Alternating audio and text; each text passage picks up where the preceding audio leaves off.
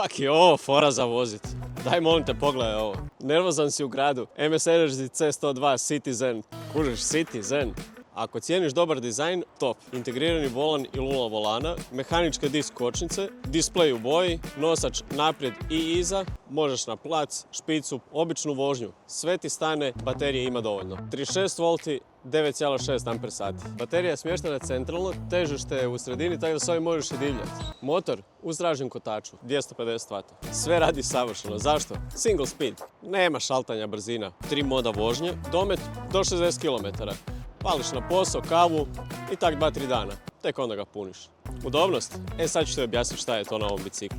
Udobno sjedalo sa stražnjim amortizerom, široke gume 24x3, sa nižim tlakom voziš se 300 km da ne moraš ustati sa sica.